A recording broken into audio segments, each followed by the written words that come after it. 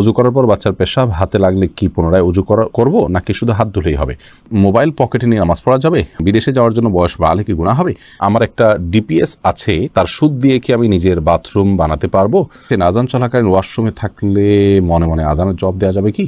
শীতের দিনে অনেকে মোজা পরে সালাত আদায় করেন, এটাতে সালাত হবে কি না? বিসমিল্লাহ বলে অজু শুরু করলে অজু হবে কি? হাতে কলমের কালি থাকলে অজু হবে কি? শেরওয়ানি পরা কি ইসলাম সম্মত? বিয়েতে শেরওয়ানি পরা প্রাপ্তবয়স্ক হওয়ার পর যদি জানতে পারে আকিকা হয়নি, সেক্ষেত্রে করণীয় কি? বয়স পানির নিচে ছতর ঢাকা লাগবে কি? নামাজের সময় আম্মু কোনো কাজের আদেশ দিলে কি করব? দাঁড়িয়ে পেশাব করলে কি গুনাহ হবে? রুমে যদি বন্ধ অবস্থায় টিভি থাকে তাহলে কি নামাজ আদায় করা যাবে? লাইগেশন করা জায়েজ আছে কি? লাইগেশন হলো স্থায়ী জন্ম নিয়ন্ত্রণের করার পদ্ধতি। যদি কেউ 40-এর দাওয়াত দিয়ে থাকে তবে সেখানে যাওয়া কি জরুরি? না গেলে কোনো গুনাহ হবে? সাধারণ কিছু কারণে আমার স্বামী আমাকে বাবার বাড়ি যেতে দেয় না, এ ব্যাপারে ইসলাম কি বলে? ঘরে কবুতর বা পাখি পালন করা কি গুনাহ? আমরা সাধারণত মেয়েরা যখন বাথরুমে ওযু করি ওড়নাটা বাইরে রেখে যাই ভিজে যাওয়ার ভয়ে, মাথায় কাপড় ছাড়া ওযু হবে কিনা? আমার অফিসে স্যারদের স্যালুট দিতে হয়, এখন স্যালুট দেওয়া কি জায়েজ হবে? জায়নামাজে আপনি লিখেছেন জায়নামাজের দোয়া কি পড়া লাগে আর মেয়েরা কিভাবে সেজদা দিবে?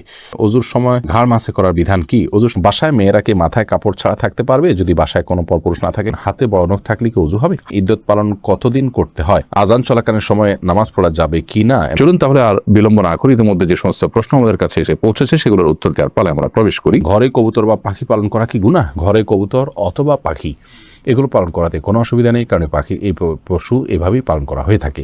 বিশেষ করে পাখির ক্ষেত্রে যে পাখিগুলো খাঁচায় পালনযোগ্য, এভাবেই সেগুলো বেড়ে উঠেছে, জন্ম হয়েছে, জাতটাই এরকম, তাহলে সেগুলো পালা দোষণীয় নয়।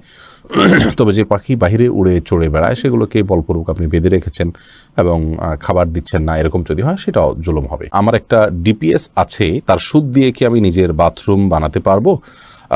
ডিপিএস এর সুদ দিয়ে আপনি নিজের বাথরুম বানাতে পারবেন না। কোনো গরিব মানুষকে বা পাবলিক টয়লেট ইত্যাদি করে দিতে পারেন, নিজে করবেন না। অজুর সময় ঘাড় মাসে করার বিধান কি? অজুর সময় ঘাড় মাসে করাটা বিশুদ্ধ কোনো হাদিস দ্বারা প্রমাণিত নয়। এক্ষেত্রে অনেকগুলো বর্ণনা আছে, এই বর্ণনাগুলোর বেশিরভাগই আপনার অগ্রহণযোগ্য, অনেকগুলো জাল, অনেকগুলো দাইফ। এক্ষেত্রে অনেক উলামায়ে কেরাম এটাকে মুস্তাহাব বলে থাকেন, কিন্তু মুস্তাহাব বা সুন্নাহ, বিশেষ করে সুন্নাহ সাব্যস্ত হওয়ার মতো দলিল নেই। যে দলিলগুলো আছে সেগুলো যে সমস্ত ওলামায়ে কেরাম মুস্তাহাব মনে করে থাকেন, কারোর কাছে দলিলটা অধিকতর শক্তিশালী মনে হলে তিনি আমল করবেন, কিন্তু আমরা এটাকে শক্তিশালী মনে করি না। এ সম্পর্কে দলিলগুলোকে পর্যালোচনা করলে মনে হয় যে ঘাড় মাসের বিষয়টি মানে হাদিস দ্বারা সাব্যস্ত নয়। পানির নিচে ছতর ঢাকা লাগবে কি? পানির নিচে ছতর ঢাকা আবশ্যক নয় যদি সেটা উপর থেকে কেউ না দেখে। যদি কেউ 40-এর দাওয়াত দিয়ে থাকে তবে সেখানে যাওয়া কি জরুরি? না গেলে কোনো গুনাহ হবে? যাওয়া তো জরুরি মোটেই না, কারণ 40-এর যে আনুষ্ঠানিকতা এটি ইসলাম সম্মত আনুষ্ঠানিকতা নয়, এটা হিন্দুদের বিভিন্ন কালচার থেকে আমাদের সমাজে এসেছে, বিধায় আমরা সেগুলোতে যাব না। সেগুলো অ্যাভয়েড করা উচিত, কারণ সুন্নাহ বিরোধী কোনো কাজে মুসলমান যথাসম্ভব যাওয়া উচিত নয়। দাঁড়িয়ে পেশাব করলে কি গুনাহ হবে? দাঁড়িয়ে পেশাব করলে সেটা অনুচিত এবং অনুত্তম হবে, কারণ হলো দাঁড়িয়ে পেশাব করলে তার ছিটা আমাদের গায়ে এসে লাগে, অথচ পেশাবের ছিটা থেকে বাঁচার জন্য নবী করিম সাল্লাল্লাহু আলাইহি ওয়াসাল্লাম তাকিদ দিয়েছেন। কবর আযাবের অন্যতম একটা বড় কারণ হলো পেশাব থেকে ভালো করে পরিচ্ছন্ন না হওয়া। এই জায়গা থেকে দাঁড়িয়ে সচরাচর পেশাব করা উচিত নয়। রাসূল আকরাম সাল্লাল্লাহু আলাইহি সাল্লাম সম্পর্কে আমাদের আয়েশা রাদিয়াল্লাহু তাআলা বলেছেন, এবং তিরমিজিতে হাদিসটি বর্ণিত হয়েছে, তার ভাষ্য হলো এরকম যে তিনি বলেছেন নবী আলাইহিস সালাম দাঁড়িয়ে পেশাব করতেন, এই কথা কেউ বললে তোমরা বিশ্বাস করবে না। সেই জায়গা থেকে দাঁড়িয়ে পেশাব করাটাকে অ্যাভয়েড করা উচিত এবং উত্তম। তবে সৌদি আরবের উলামায়ে কেরাম বিন বাজ, ইবনে উসাইমিন রাহিমাহুল্লাহ সহ অনেক উলামায়ে কেরাম বলে থাকেন যে কেউ চাইলে দাঁড়িয়ে পেশাব করতে পারেন, বিশেষ করে পেশাবের ছিটা ইত্যাদি আসবে, নাপাক হয়ে যাবে, তার কাপড় শরীর লেগে যাবে, এরকম আশঙ্কা যদি না থাকে তাহলে সে অবস্থায় দাঁড়িয়ে পেশাব করাতে অসুবিধা নাই তারা মনে করেন। তার কারণ হলো বুখারীর একটি হাদিস রয়েছে, যে হাদিসে নবী করিম সাল্লাল্লাহু আলাইহি ওয়াসাল্লাম কোন একটা ময়লাযুক্ত এলাকাতে যেখানে বসার পরিবেশ ছিল না সেখানে দাঁড়িয়ে তিনি পেশাব করেছেন। এই হাদিসটাকে তারা ব্যাপক অর্থে নিয়ে থাকেন, কিন্তু প্রথম মতটি অধিকতর বিশুদ্ধ এবং দলিল থেকে আপনার দলিল সমৃদ্ধ বলে আমাদের কাছে মনে হয়। অতএব সচরাচর এবং সাধারণ অবস্থাতে দাঁড়িয়ে পেশাব না করে বসে পড়াই উচিত। রাসূল আকরাম সাল্লাল্লাহু আলাইহি ওয়াসাল্লাম স্বাভাবিক অবস্থায় সেটিই করতেন। বিশেষ কোনো কারণে কোনো জায়গায় বসার পরিবেশ নাই এরকম হলে সেখানে দাঁড়িয়ে পেশাব করা যেতে পারে। আমার অফিসে স্যারদের স্যালুট দিতে হয়, এখন স্যালুট দেওয়া কি জায়েজ হবে? স্যালুট দেওয়ার ক্ষেত্রে আপনি যেহেতু শরীরের কোনো বিধান লঙ্ঘন করতে হচ্ছে না, আপনি মাথাটা আপনার সোজা টান টান রেখে আপনি স্যালুট দিচ্ছেন, বিধায় হারাম হবে না, চাকরির ক্ষেত্রে এটা আপনি করতে পারেন। শেরওয়ানি পরা কি ইসলাম সম্মত?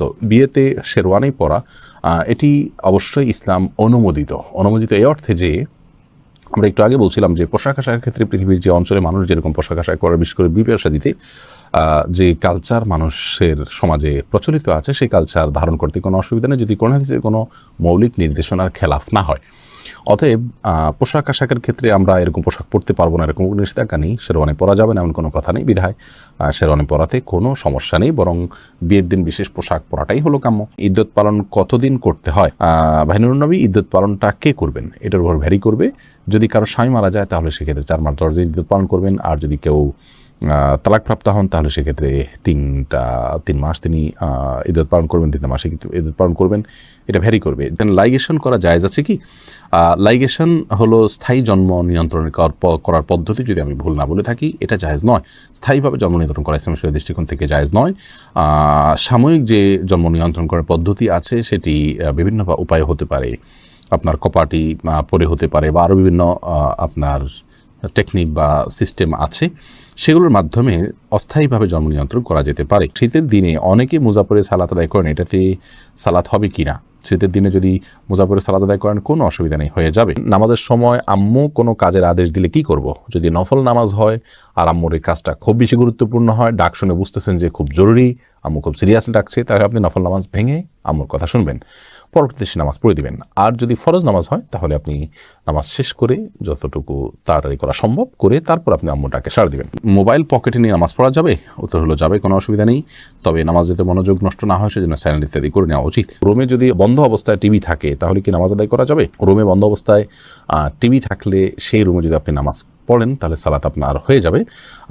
বিশেষ করে যদি টিভি বন্ধ থাকে তাহলে কোনো অসুবিধা নামাজ হয়ে যাবে, আর যদি টিভি চালু থাকে তাহলে সেক্ষেত্রে মনোযোগ নষ্ট হবে, জন্য অন্য কোথাও সালাত আদায় করা উচিত। হাতে কলমের কালি থাকলে অজু হবে কি? হবে, কারণ কলমের কালির কারণে হাতের আমাদের ত্বকের উপরে আলাদা কোনো স্তর পড়ে না। বাসায় মেয়েরা কি মাথায় কাপড় ছাড়া থাকতে পারবে? যদি বাসায় কোনো পরপুরুষ না থাকে কোনো অসুবিধা নেই, মেয়েদের সবসময় যে কাপড় দিয়ে থাকতে হবে একাকি থাকলেও এমন কথা কোনো বলা হয়নি।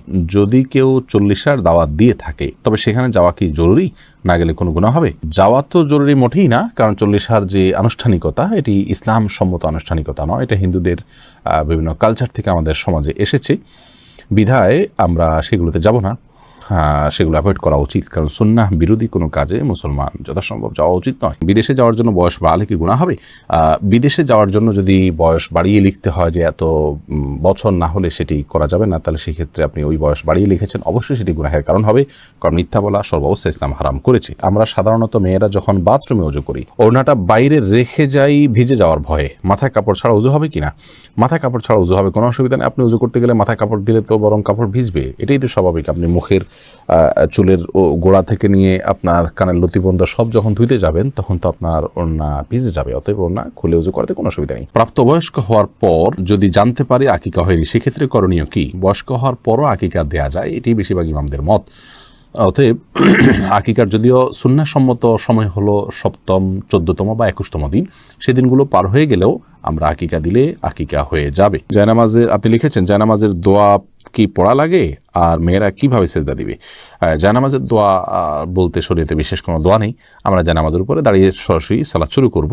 আমরা যে ইন্নিওয়াজ যেহেতু এরকম একটা দোয়া শিখেছি জায়নামাজের নামে, এরকম কোনো বিশেষ আপনার দোয়ার কথা কোরআন হাদিসে কোথাও বলা হয়নি। আজান চলাকালীন সময় নামাজ পড়া যাবে কি না? এমডি আলাউদ্দিন আপনি প্রশ্ন করেছেন। আজান চলাকালীন সময় সালাত পড়া যেতে পারে, আজান চলাকালীন সময় যে নামাজ পড়া যাবে না এমন কোনো কথা কোরআন হাদিসে কোথাও বলা হয়নি। তবে হ্যাঁ, আপনি জানেন যে এখনই আজান শুরু হবে, তাহলে আজানের জবাব দেওয়া সুন্নাত, সেজন্য শেষ সুন্নাতটা পালন করে তারপর আপনি সালাত পড়বেন। সাধারণ কিছু কারণে আমার স্বামী আমাকে বাবার বাড়ি যেতে দেয় না, এ ব্যাপারে ইসলাম কি বলে?